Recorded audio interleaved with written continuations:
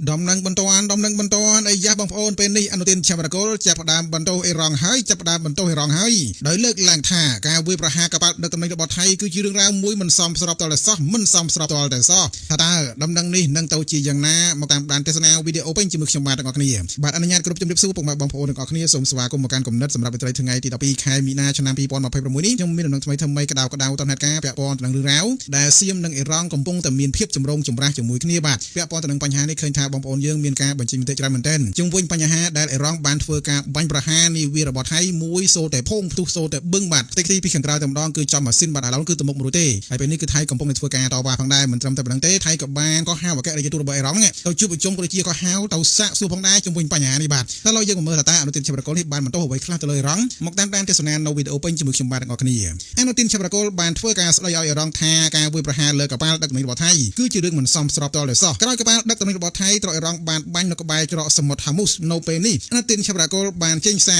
រមួយដូចជាបានចេញមុខនិយាយចំថាការវាយប្រហារនេះគឺមិនសមស្របតលតែសោះថ្លែងនៅក្នុងទីស្នាក់ការកណ្ដាលរបស់គណៈបកភូមិใจថៃយោងតាមការចុះផ្សាយរបស់កាសែតខោសុតនៅថ្ងៃប្រហោះទី12ខែមីនាឆ្នាំ2026លោកអនុទានឆាបរកុលបាននិយាយថាស្ថាប័នរដ្ឋាភិបាលដែលពាក់ព័ន្ធទាំងអស់ត្រូវតែណែនាំឲ្យចាត់វិធានការគ្រប់បែបយ៉ាងដែលអាចធ្វើទៅបានដើម្បីជួយសង្គ្រោះក្រុមនាវិកបេសកកម្មការទូតថៃក៏ត្រូវបានបង្គាប់ឲ្យតាក់ទងទៅកាន់នាវិកទាំងនោះនិងផ្ដល់ជំនួយផងដែរបើទោះបីជាការធ្វើដំណើរទៅតំបន់នោះត្រូវបានចំណាយពេលយូរក៏ដោយទន្ទឹមនឹងនេះលោកក៏បានបញ្ជាក់ផងដែរថា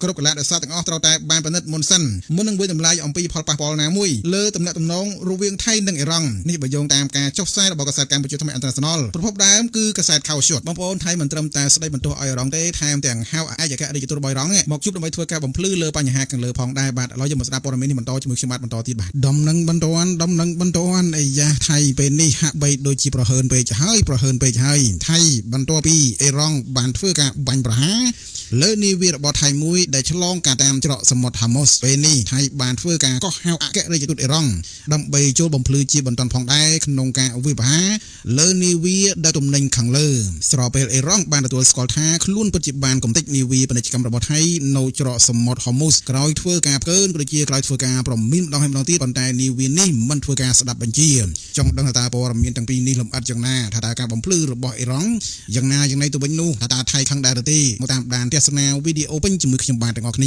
ាបាទអនុញ្ញាតគោរពជំរាបសួរពុកម៉ែបងប្អូនទាំងអស់គ្នាសូមស្វាគមន៍មកកាន់គំនិតសម្រាប់ដំណឹងនៅល្ងាចថ្ងៃទី12ខែមីនាឆ្នាំ2026នេះខ្ញុំមានដំណឹងថ្មីក្តៅទៅហេតុការណ៍ដើម្បីជម្រាបជូនពុកម៉ែបងប្អូនដំណឹងយើងគឺដំណើរមិនឆ្ងាយពីការបាញ់កំទេចនាវារបស់ថៃទេបាទអញ្ចឹងបងប្អូនខ្មែរយើងមួយចំនួនក៏ធ្វើការត្រេកអរមែនទែនបន្ទាប់ពីឃើញអេរ៉ង់បានធ្វើការបាញ់កំទេចនាវារបស់ថៃបាទអញ្ចឹងមុនចូលដល់ការកោះហៅអគ្គរដ្ឋទូតអេរ៉ង់ចូលបំភ្លឺបន្ទាន់លើការវិភាគខាងលើខ្ញុំអានព័ត៌មានមួយដែលពាក់ព័ន្ធទៅនឹងអេរ៉ង់បានទទួលស្គាល់ថាខ្លួនពិតជាបានបាញ់កំទេចនាវារបស់ថៃពិតប្រាកដមែនអេរ៉ង់បានទទួលស្គាល់ការបាញ់កំទេចនាវាពាណិជ្ជកម្មនៅច្រកសមុទ្រហាមូសក្រោយកើនមិនស្ដាប់ការប្រមានរបស់អេរ៉ង់បានចេញមុខទទួលស្គាល់លើការវាយប្រហារលើនាវាពាណិជ្ជកម្មថៃដែលមានឈ្មោះថា Mayuri Nari នៅច្រកសមុទ្រហាមូសបណ្ដាលឲ្យឆាបឆេះម៉ាស៊ីនមិនអាចដំណើរការទៅមុខបាននិងធ្វើឲ្យនាវិក3នាក់បានបាត់ខ្លួនដល់សប្តាហ៍ថ្ងៃនិង20នាក់ផ្សេងទៀតត្រូវបានជួយសង្គ្រោះពីច្រកសមុទ្រខាងលើផងដែរគឺកំពុងតែព្រួយហើយក្រសួងដឹកជញ្ជូនរបស់ថៃបានថ្លែងការពីថ្ងៃពុធទី11ខែមីនាឆ្នាំ2026ថា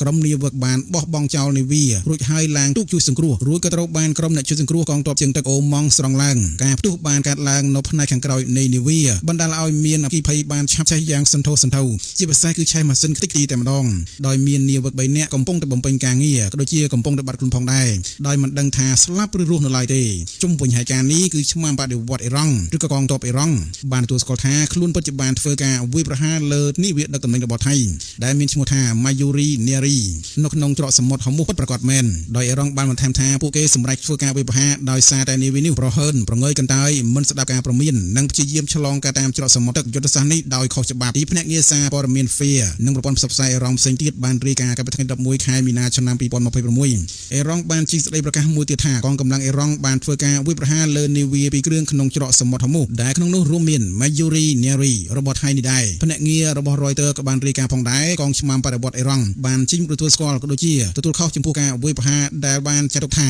វាគឺជាការបាតុកិច្ចលើកដំបូងរបស់ពួកគេប្រឆាំងទៅនឹងនាវាពាណិជ្ជកម្មក្នុងអំឡុងពេលនៃការបើកក៏ដូចជាក្នុងការប្រយុទ្ធចំនួននាពេលបច្ចុប្បន្ននេះនៅថ្ងៃដដែលនេះអេរ៉ង់បានអះអាងថាខ្លួនគេបានធ្វើការបាញ់មីស៊ីលលើនាវាពាណិជ្ជកម្មមួយគ្រឿងទៀតគឺ Express Rome ដែលមានទង់ជាតិលីប៊ីបន្ទាប់នោះគឺមានទង់ជាតិផ្សេងទៀតដោយចាប់ប្រកាន់ថាបានបដិសេធការប្រមានអំពីកងទ័ព ទ័ពជើងទឹករបស់អ៊ីរ៉ង់អ្នកនាំពាក្យបញ្ជាការយោធាកណ្ដាលរបស់អ៊ីរ៉ង់បានប្រកាសច្បាស់ថាអ៊ីរ៉ង់នឹងមិនអនុញ្ញាតឲ្យការដឹកជញ្ជូនប្រេងឆ្លងក៏តាមច្រកសមុទ្រហូមូសសម្រាប់ជាប្រយោជន៍ដល់អាមេរិកនោះទេឬក៏សព្វនមិត្តពួកគេឡើយលើពីនេះអ៊ីរ៉ង់បានព្រមានថានាវាឆ្លងកាត់ច្រកសមុទ្រនេះអាចនឹងក្លាយជាគោលដៅសម្រាប់ការវាយប្រហារលើនាវាឬទំនិញប្រេងណាដែលមានទំនាក់ទំនងជាមួយសហរដ្ឋអាមេរិកនិងអ៊ីស្រាអែលឬក៏សព្វនមិត្តជាសត្រូវនឹងត្រូវចាត់ទុកគឺជាគោលដៅស្របច្បាប់នឹងធ្វើការវាយប្រហារតែម្ដងនេះបើយោងតាមការចុះផ្សាយរបស់ភ្នាក់ងារសារព័ត៌មាន SBN News បងប្អូនចឹងឃើញថាព័ត៌មានពាក់ព័ន្ធទៅនឹងអ៊ីរ៉ង់នេះគឺកំពុងតែក្តៅមែនទែនបាទជាពិសេសពាក់ព័ន្ធទៅនឹងនាវារបស់ថៃត្រូវបានអ៊ីរ៉ង់បាញ់កំទេចកំទីចោលតែម្ដងបាទពេលនេះថៃបន្ទាប់ពីមានការបាញ់ប្រហារពេលនេះថៃបានធ្វើការអញ្ជើញរបស់អគ្គរដ្ឋទូតរបស់អ៊ីរ៉ង់ទៅបំភ្លឺផងដែរជាមួយបញ្ហាខាងលើនេះបាទថៃក៏ហៅអគ្គរដ្ឋទូតអ៊ីរ៉ង់ជួយបំភ្លឺជាបន្ទាន់ករណីវាយប្រហារនាវាពាណិជ្ជកម្មថៃ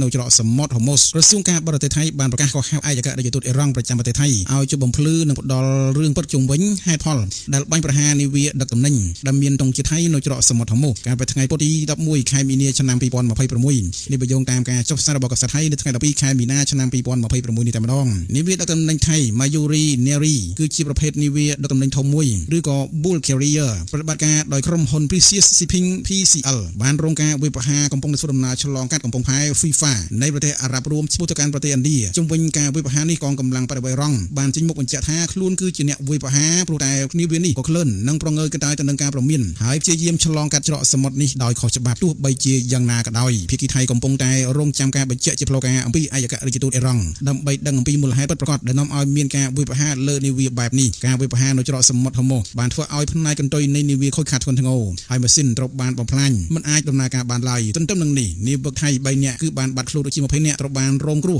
និងរត់ចូលដល់សង្គ្រោះបន្ទាន់ផងដែរនៅប្រទេសអូម៉ង់ហើយចំនួន3នាក់ដែលបានបាត់ខ្លួននេះគឺមិនទាន់បានរកឃើញឡើយទេហើយស្លាប់រស់ក៏មិនទាន់ដឹងដែរបងប្អូនចឹងស្ថានភាពពិភពលោកហាក់បីដូចជាកំពុងតែញ៉េញ៉ៃមែនទេបាទជាពិសេសពាក់ព័ន្ធទៅនឹងការបាញ់ប្រហារនាវារបស់ថៃនឹងបាទបងប្អូនខ្មែរយើងវាជឿនៅពេលឃើញមានការបាញ់ប្រហារនាវារបស់ថៃនេះបឹមភ្លាមគឺបងប្អូនយើងចាប់ផ្ដើមមានភាពរីករាយអអចឹងទៅបាទដោយសារតែចេះមួយជាមួយទៅបាទចឹងធម្មតាកាលណាបើយើងធ្វើអាក្រក់វាតែងតែទទួលបានផលអាក្រក់ចឹងទៅបាទចឹងបងប្អូនដឹងហើយបាទប្រទេសថៃមួយរយៈនេះឃើញថាមានរឿងរ៉ាវអាក្រក់ច្រើនមែនទែនដែលកំពុងតែកើតឡើងនៅប្រទេសថៃជាពិសេសពាក់ព័ន្ធទៅនឹងបញ្ហាខ្យល់ពុលបញ្ហាភ្លើងឆេះបញ្ហាគ្រោះអញ្ជួយដីជាដើមហ្នឹងហើយខែនេះខែប្រាំងផងកាលពីមួយថ្ងៃមុនឃើញថាមានគ្រោះអញ្ជួយដីនៅប្រទេសថៃប្រមាណពី3-4 រ៉េកតឺអញ្ចឹងទៅមិនត្រឹមតែប៉ុណ្្នឹងទេក៏មានករណីឆាបឆេះផ្សេងៗទៀតបាទនៅប្រទេសថៃគឺឆាបឆេះឃ្លាំងសប្រេងឃ្លាំងអីហ្នឹងស្របពេលប្រេងកំពុងឡើងថ្លៃបាទជាឆាបឆេះតិចៗមានសល់ទៅវិញបាទអញ្ចឹងមិនដឹងថាកម្មពីអីទេខាងថៃបាទគឺរងកម្មរងពីរងទុកវេទនាមែនទែនអាចថាវាគឺជាអំពើបាបមួយដែលថៃបានធ្វើការជឿនពៀនកម្ពុជាយើងក៏ថាបានដូចជាអាចថាត្រូវបណ្ដាសាពីខាងណាកណៃក៏យើងមើលមិនឃើញដែរបាទដោយសារថៃធ្វើអំពើអាក្រក់ច្រើនពេកអញ្ចឹងអ្នកស្អប់ក៏ច្រើនដែរបងប្អូនអញ្ចឹងវីដេអូនេះមានបណ្ដាចោអរគុណច្រើនសម្រាប់ការតាមដានទស្សនាតាំងតែពីដើមដល់ចប់បាទហើយមិនភ្លេចទេបាទបងប្អូនក៏សូមជូនពរបងប្អូនយើងដែលជាវរៈកងទ័ពដែលកំពុងជួយជើងនៅខាងខ្សែការពារជួបមុខក្តីជួបក្រោយក្តី